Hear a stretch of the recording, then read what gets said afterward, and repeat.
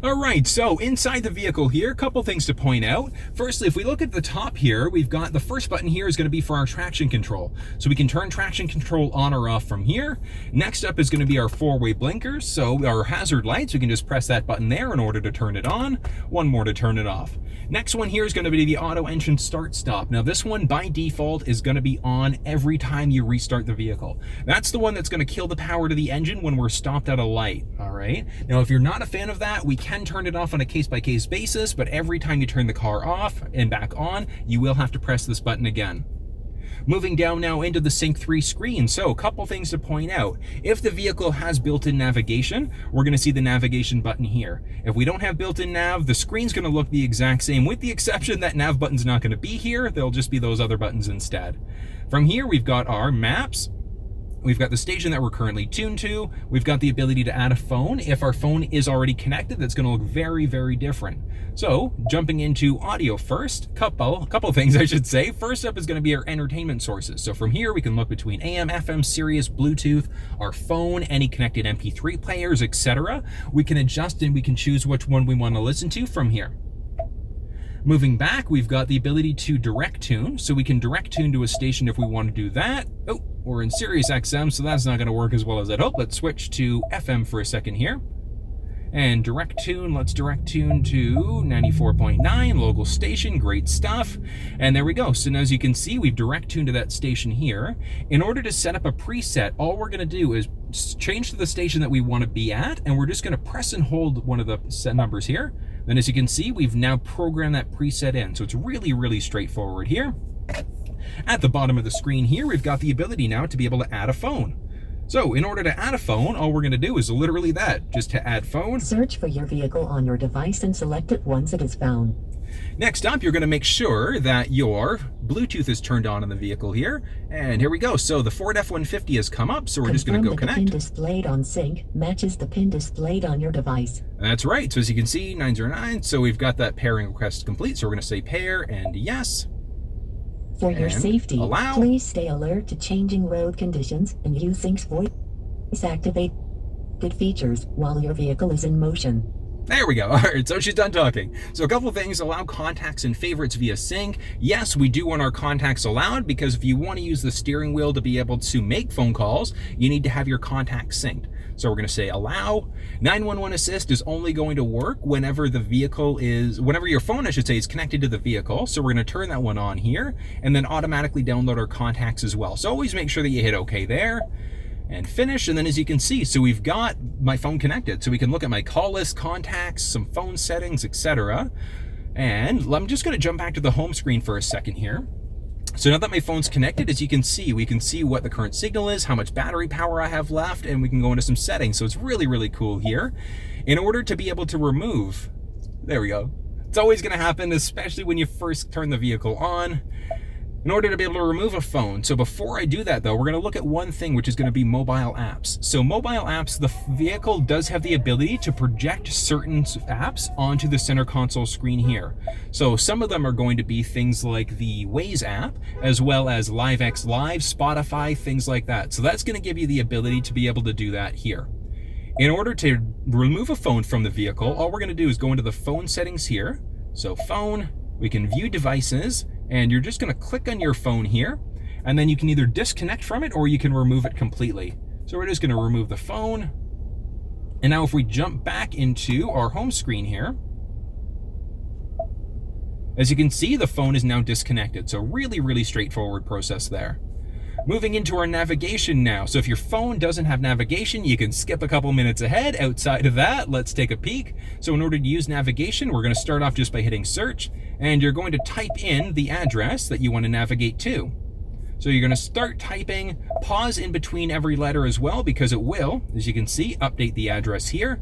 You're going to select your address, and now you can either save it as a favorite, or you can just start in order to be able to navigate to it. Obey traffic laws, be alert, and use voice commands while driving. Perfect. There we go. Please proceed to the highlighted route, and then the route guidance will start. So nice and straightforward there. In order to be able to cancel the route that we've currently got going on, we're just going to hit this little X button at the top there and cancel the route out. Takes a second there. Moving back up to our controls here. Jumping into the menu, we've now got some different options for our screen view here. So full map or just highway exit info. Navigation settings going to be the big one in the nav menu here. So as we get into the nav settings, we've got map preferences, which are going to be things like, the big one will be the point of interest icon. So that's going to be when gas stations and coffee shops and things like that show up. It's just a matter of personal preference there. Jumping back into our route preferences here, tons of options so we can choose between the fastest, shortest, or the most eco-friendly route. Dropping down a bit here so we can either avoid freeways, toll roads, ferries, or tunnels. Really a matter of your personal preference. So if you don't like driving on the 407, you can select that here so that the vehicle does not get you on the 407, so you're not looking at extra charges as you're driving. Back here, one more setting is going to be our navigation preferences now. And navigation preference is really going to be about the guidance prompts. So we've got the ability to select voice and tone, voice or tone only. So that's going to be as we come up to an upcoming turn, what happens? Do we get a voice from the computer and a tone? Do we get a voice or just a tone?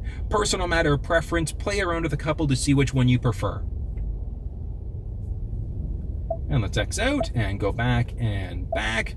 And last one I'm going to point out here is going to be either our home or work address. So we can set a favorite up for our home and work. One of the cool things about doing that is that if you then use the voice activated steering wheel button in order to navigate, you can simply press the button and say navigate home, and it's automatically going to take that address that you've either added to your home or work address to navigate you there. Really, really cool feature. Moving into our app screen at the bottom here. So there are a few apps that you can use on the center console here. The Waze app is one of them, LiveX Live, Spotify, things like that. You'll be able to use those on the center console screen rather than having to go through your cell phone to use them. Moving into settings here. Settings, we've got our sound settings, which gives us the ability to change the treble, bass, mid-range, all that fun stuff. Moving back into our clock now. So as a default, we're going to be in our 12-hour time, so the AM PM. If you prefer the military time instead, we're just going to select the 24-hour mode from here. Daylight savings time is automatically going to adjust the time an hour forwards or backwards depending on the time of year. Auto time zone update is automatically going to update the time zone depending on where you are. So if the vehicle is on the West Coast, the East Coast, if you're driving as you're driving, if the time zone changes, it's automatically going to update the time for you based off of that. Next up is going to be our Bluetooth here. So we can turn Bluetooth off or we can add a device. So a Bluetooth enabled MP3 player, we can get back into adding our cell phone there as well. And then same thing here. So we can add in our phones, we can manage devices from this section here. Next up is going to be radio. So we've got radio text and preset pages, so which is really cool. So if you're the type of person that has a ton of presets, you've got the ability to add up to 30. So there's 6 per page. We can have 5 pages, so up to 30 maximum presets. Jumping back here, so we've got our 911 assist. So 911 assist is tied into the cell phone, so your phone has to be connected in order for that to work. Next up into our navigation. So again, that's going to be the same settings that we saw under the navigation here. If you don't have factory navigation, this box will not be here. Next up are going to be our mobile apps. So mobile apps via USB. Now, one thing to point out is that the vehicle does have Sync3, which gives it Android Auto and Apple CarPlay capabilities. Android Auto can be done over Bluetooth. Apple CarPlay, you do have to physically be connected using a USB port for the vehicle. Scrolling over now, we've got some general settings here. So general settings, we've got the language, so we can choose between English, Spanish, and French. We can choose between Celsius and Fahrenheit, kilometers or miles. And then all of these beeps that we're getting, if you don't like the beep, we can hit this button here, and then that'll get rid of the beeping here. So that's just a matter of personal preference here.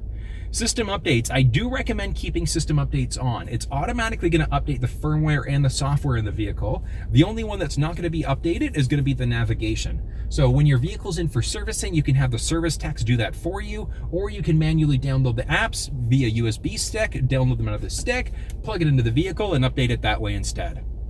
If you ever sell the vehicle, or for whatever reason that's giving you any sort of weird issues, go into the master reset here and then reset it to the factory default settings. From here, we've got automatic updates and Wi-Fi. For automatic updates to work, you do have to be connected to Wi-Fi at home in order for that to happen. So connect through to Wi-Fi here in order to be able to turn that on. In order to be able to turn the automatic updates on, I should say. Next up is going to be our Ford Pass Connect. So the vehicle is equipped with an onboard modem. So if you're using either Bell service, you do need a data plan either using Bell or I believe it's Sprint in the US, but it does allow you to connect up to 10 devices to your vehicle to use it as a hotspot instead. So really, really cool. The Ford Pass Connect, when you download it to your cell phone, gives you a number of other options, like you can view current stats of the vehicle, you can remote start directly from your cell phone as well. Moving into our vehicle settings here, so we're just going to look, so some basic settings, so camera settings, door keypad code, etc. As I mentioned, you can change the keypad code from the outside of the vehicle, or you can do it here instead. So if you want to set up different codes, you can do that. You'd enter the 5-digit factory code first, and then from there you can enter in your own specific code. Jumping into the display now, so we've got a beautiful 8-inch display. If you're not a fan of looking at it, we can simply turn the display off here. Press again in order to turn it back on. Background, we can change the look of it, and then we've also got a few different modes. Auto is going to put you into the daytime or the nighttime mode, depending on the time of day. And if we go into our nighttime mode there, look at that, nice and beautiful blue. I personally I keep this on all the time. I just love blue, so I love this look all the time, but it is a matter of personal preference. If you prefer it, you can let the vehicle decide when you should be in day or nighttime mode. And moving back, next up we've got our voice control. So 3 different options here. I want you to listen for a second. Tune to 97.7. Tuning to FM 97.7. Okay, so as you heard there, it did give us a confirmation letting us know that it was going to tune. So what advanced mode does, it essentially gets rid of a lot of those extra prompts. So listen now. Tune to 94.9. And there we go. So just to show you that it did actually tune, so it has tuned to that station there, but it doesn't give us all of those extra prompts and things like that. So I'm personally a bigger fan of doing that instead. Phone confirmation is whether or not we want to be confirmed when we're making a phone call. And the last one is going to be the command list. So the command list is going to be this list here. So if you don't want that to come up, all we're going to do is turn it off here. And when we press the voice command button on the steering wheel, that message is just not going to come up anymore. Moving back here, last one to point out is going to be our valet mode. So valet mode essentially locks the screen out when we enter a 4-digit PIN. So just to show you how that works here. So really, really cool. All we're going to do is select a 4-digit PIN, nice and hard, 0000. Please don't use 0000. Make it something a little bit more challenging, but please make sure that you also remember what the code is. And then as you can see here, we're now completely locked out. So I can't do anything on the screen. Even if I start the vehicle or turn it off and then turn it back on again, I won't be able to actually access anything until I enter that 4-digit combination again, I should say. And that's going to be that Sync3 screen in a nutshell. Let's adjust and move down a tiny little bit here. There we go. So a couple things to point out here. So we've got our volume rocker here, so we can turn the audio on or off. We can adjust the volume from here. We can manually tune here as well. So if you have a preference, as I said, you've got a few different ways you can tune. I personally just use my voice, easiest thing to do. You can manually tune, or a passenger can tune from here, or you can direct tune by entering the station in here. So really, really straightforward in order to do that. Moving down here, we can switch between different presets here. We can also change between stations, or if our phone's connected or an MP3 player, we can switch between songs. Pressing this button here, again, same thing, so it jumps us into that media setting. So if we go media here again, changes us out between the type of media. So whether it's Sirius XM, if we've got a Bluetooth enabled player here attached to the vehicle, or a phone, we can switch between the media there. Moving down a tiny bit, there we go. So as you can see here, we've now got some options for our fan control. So we can turn it. Oh, that's nice. Oh, that's nice. Turn it up nice and high for AC. We've got the AC blowing here. We can turn the system on or off from here. Next up, we've got the ability to select where it's going to be blowing to. So we're blowing to the windshield, to our face, to our feet, and then this is the air circulation button. So with this button turned on, it's going to circulate air in the cabin. If it's off, it's going to pull air from outside of the vehicle. Now this is the 302 version, so we do have heated front seats here. We've got our rear window defroster, I should say, as well as our air conditioning. So we can turn that on or off from here. And then this one is going to let us choose the temperature inside the vehicle here. Next up, moving down here, as you can see, we've got a couple USB ports. We've got the ability to either just toss our phone here, which is kind of cool. We've got a couple different ways that we can just kind of toss our phone. And then from here, we do have our traditional cup holders.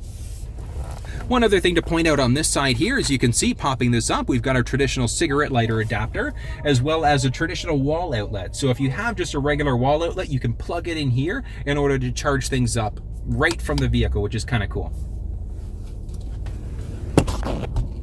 All right, let's move up and over a tiny little bit. And there we are. Perfect. All right, now off to here. So this is a 4x4 vehicle. So by default, we want to stay in 2 high the majority of the time. If we're going off-roading or if it's deep snow conditions, etc., you're going to want to be in your 4 high. Or if you're towing a boat, backing it into water, that's when we're going to be using 4 low. Next up is going to be our trailer backup assist here. So the backup assist is actually kind of cool because traditionally we would counter steer the steering wheel the way that we want the vehicle to go, or the trailer to go. But by using this instead, this essentially takes over control of the steering wheel for you, and it's automatically going to counter steer just depending on the direction that you want to turn. Really, really cool feature. From here, as you can see, we've got the shifter knob here now. So because this is a special edition package, it's going to be the same in the sport package as well. It moves the shifter knob from here into the console here. So really, really cool. We've got a few different modes. We've got our park, reverse, neutral, drive, and then our manual mode. So just off to the left-hand side of the stick here, you can just kind of make it out. Let me move you here for a second. There we go. And up. There we go. Perfect. So this right here, so we've got a little plus and minus button here. So we do have the ability to change the gears that we're in. So we are in a vehicle that does have 10 speeds. So we can adjust what gear we're in by pressing the plus or minus button here. Pretty straightforward there. One other button to point out, we've got this little button here, which is going to be our drive mode. So drive mode gives us normal, tow, snow wet, eco, or our sport mode.